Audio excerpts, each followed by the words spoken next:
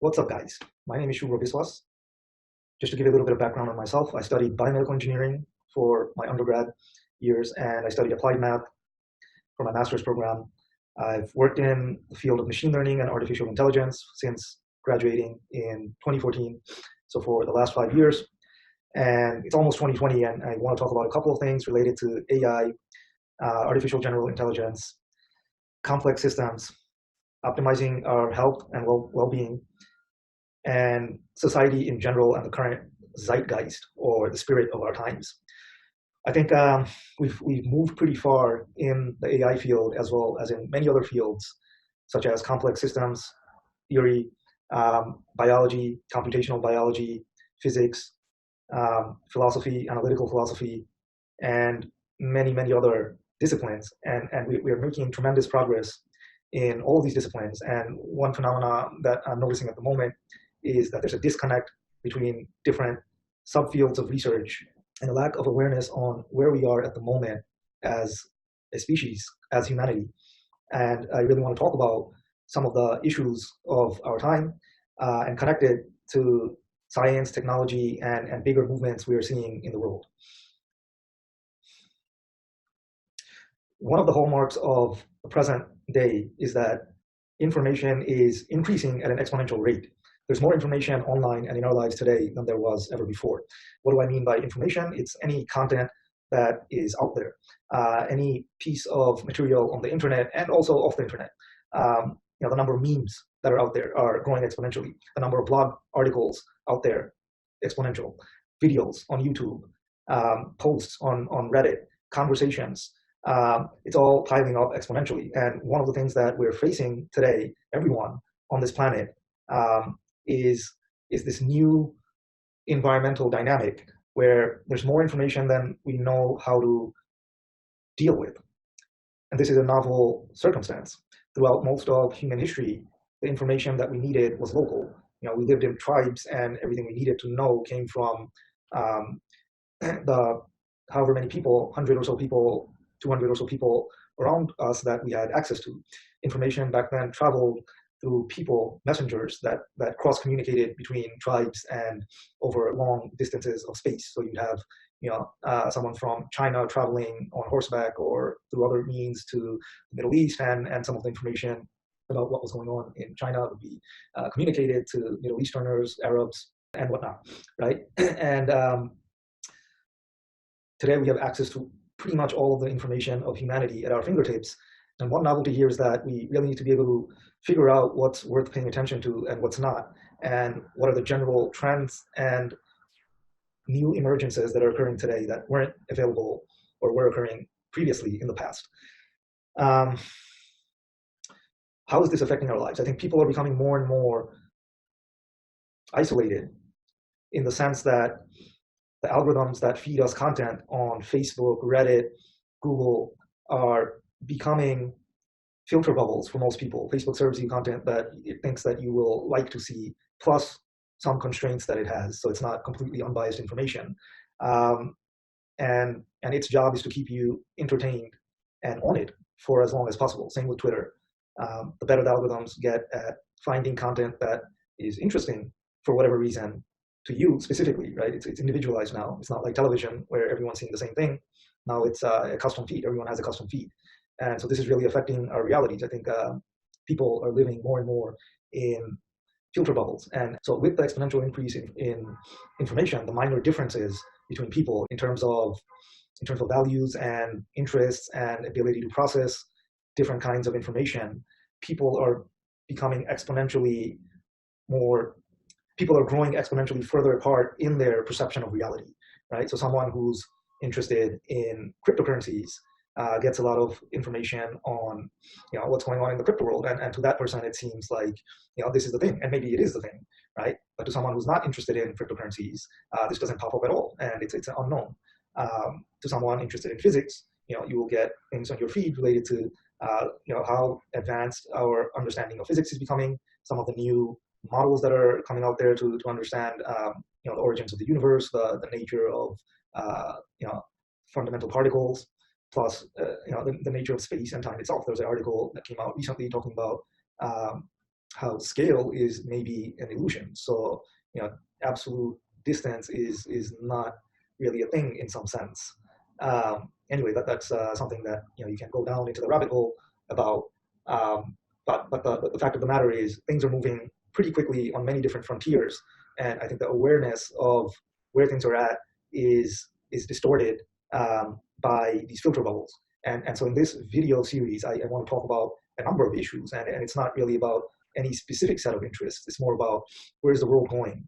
Where should the world be going? Can we answer these questions? How fast are things moving? What are the different novelties we should expect? How can we understand this process? These are the questions that I want to explore in this series. One of the concepts that I will come back to often is thinking about things through the lens of complex systems. A complex system is any system that has simple parts that are each individually well understood, but when put together on a massive scale, produce a larger whole or collective with emergent behavior that was not necessarily expected from the understanding of the individual parts and rules themselves. An example of this is an ant colony. The behavior of individual ants is pretty well understood. You can probably write down on an index card exactly what an individual ant does. It does things like follow pheromone trails, which are trails left behind by other ants. So when an ant walks over some distance, it leaves some pheromone, which can be detected by other ants. And the idea is, if there's a strong pheromone signal in a particular direction, that's a well-traveled path, and it probably leads to food. And so that's one behavior that individual ants follow. So you have kind of a exploitation parameter there, which is, should you do what others do, or should you do something different? If you do what others do, it will probably work out and lead to some type of food. If you don't do what others do, well, that's a risk, but you may still want to do it, because oftentimes the payoff for discovery is worth more than doing things the way that things have always been done. And so if you go off in a new path and you discover some new food source, this is better for the colony, and the colony is better off because of that. There are a lot of other behavioral aspects to ants, but you can pretty much write all of them down on a single index card. Yet that doesn't necessarily or clearly or in any obvious manner tell you anything about what an ant colony overall will do. And that's exemplified by the fact that if you get 10,000 or however many ants together, they will start forming tunnel systems, and they even have the capacity to form bridges to get to food sources. And these emergent behaviors are not necessarily obvious from looking at each individual ant. So the idea here is reductionism gets us to understanding units at their most basic level, but they do not help in understanding macro level emergent phenomena. Complex systems are everywhere. Ant colonies are one example, but you can think of society as a complex system where the components are people. People don't necessarily follow simple rules, but people themselves are complex systems where the components are your cells, your neurons, and neurons at some level follow rules that are known. But when you have a billion of them, or however many of them we have in our brains, the emergent phenomena of that is not well understood. So complex systems tend to form hierarchies, and we're getting better at understanding complex systems, how they work. Complex systems do not achieve steady state very quickly. They exhibit perpetual novelty. This is why human society and the markets and economics are hard to predict.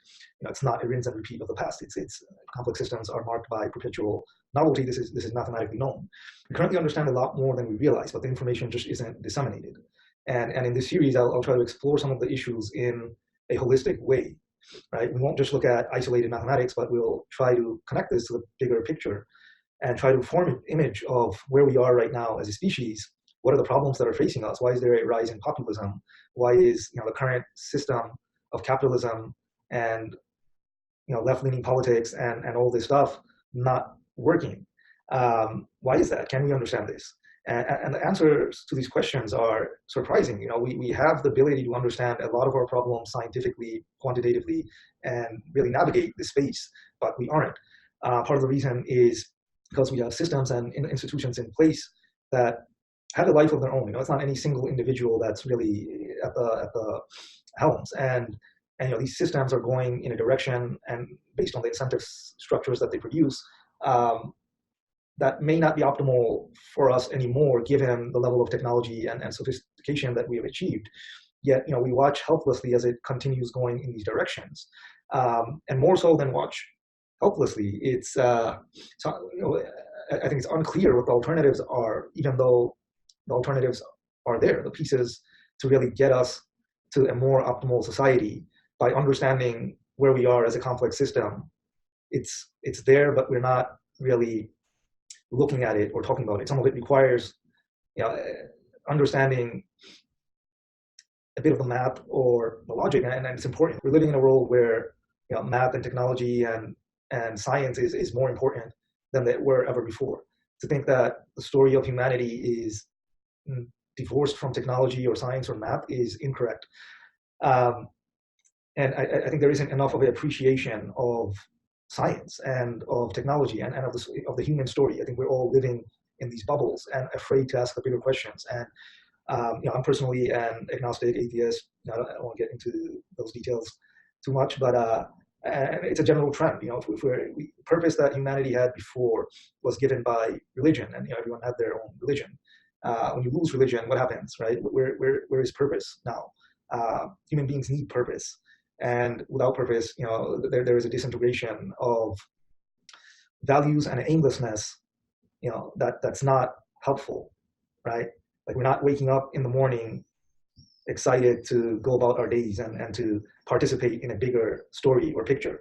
Most of us are waking up and feeling like shit. We have to go to work, and it's going to be a grind for the next 8-10 hours. And by the time I get back, I'm going to be too exhausted to do anything else.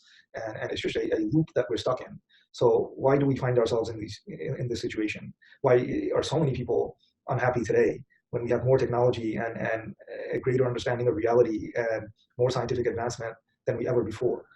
Why isn't science and technology and math and the advancements therein really helping us live better and be better? Why are we destroying the planet even when we understand from very concrete, principle, data-driven methods what the problems are and what the solutions may be, right? We have a fairly good idea of how to solve a lot of the problems that are out there, but why are we stuck in this loop? If you guys have ever seen that movie by Tom Cruise, I'm blanking on the name, Edge of Tomorrow. So if you guys have ever seen that movie, Edge of Tomorrow, it kind of feels like that. You're waking up, you're doing the same thing, and then boom, go to sleep and you wake up and you do the same thing again. By the way, what I just did right now, that wouldn't have been possible 50 years ago, right? So I'm not just a person anymore. I have extended capabilities, right? So my memory is augmented by the fact that I have a smartphone, access to all the information in the world, and I don't need to have 100% recall. If I remember enough of what it is that I'm trying to remember, I can look it up on this smartphone and find it. So I'm already an augmented person. So we're living in the most advanced era and time ever, yet a lot of us don't feel fulfilled or feel like we're living up to our potentials. So what is the problem? In this series, I will talk about what is going on, what is the zeitgeist, and I will try to explore, to the extent that I can, the advancements that are taking place right now in various disciplines of science and mathematics, and how these may be able to help us navigate the current situation that we find ourselves in, and how these may be able to help us find a deeper sense of purpose and meaning in our current lives and the current circumstances that we are in. We're very close to, for example, understanding the laws of biology. What are the fundamental principles by which biological systems operate and evolve? And the two are inseparable. The story of life is the story of evolution. The human body and mind can't be understood on its own. You have to look at the entire trajectory of evolution that got us there. And there are rules and principles and ideas that guide this process. There's a method to the madness. And there's been a lot of interesting, groundbreaking work in understanding the origins of life in a very mathematical and concrete way, and the progression of life from simple organisms to more complex organisms. Yet this information is not really out there. We are at a point where we have a theoretical basis for understanding artificial general intelligence. The works of Jürgen Schmidhuber, Marcus Hutter, and Ray Solomonov have really laid the foundations for AGI, or at least have provided ways to think about AGI. And some of these tools are theoretical, and that's not to mean that they're not of use. I think that's a fallacy. I think there's this idea in the machine learning industry and the data science industry that, if something's a bit too theoretical, we don't need it, that's not useful. Well, to make fundamental progress, sometimes you need to start from the theoretical. And if we have this mindset of we need to make money in the next quarter, well, that puts a constraint on how you go about doing research and advancing machine learning systems and artificial intelligence systems in a way that's biased, and in a way that may be biased towards preventing longer term, more fundamental progress. If we wanted to and put all of humanity's best efforts and resources into it, could we not solve the problems of the environment of intelligence, right? And artificial intelligence, natural intelligence. I'm not sure if there's a distinction. It's just intelligence. I think the thing that we're trying to approximate, right, is also the thing that artificial intelligence will try to approximate. It's the same thing. There is a method to the madness. There is such a thing as optimal intelligence. And if you may debate that, people may debate that, but we'll explore that. We'll go into that debate. I think we're not that far away from being able to solve some of the biggest problems facing humanity.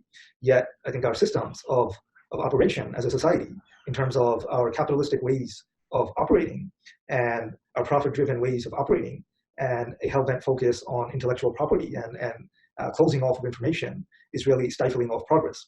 The whole situation is very nuanced. We've made massive progress in many different fields. So why not try to rethink how we can operate and how we can achieve the best potential of all of humanity in the next 10, 20, 30 years. In the series, I'll make an attempt at looking at some of the breakthroughs out there and how this may be used to benefit all of humanity, not just some of us, and how it may be used to reach our best potentials and solve some of the problems that we have right now. We'll jump into sensitive topics from politics. Where's the left wing going? Are they going too far? Where's the right wing? Is the spectrum even a sensible spectrum? Or is the problem a more multidimensional problem? And what can we do to really improve ourselves and be better? And if the system is broken, right, if both private enterprise and the government systems are incapable of really navigating the current space that we're in, let's think about it, and at least let's give it a shot.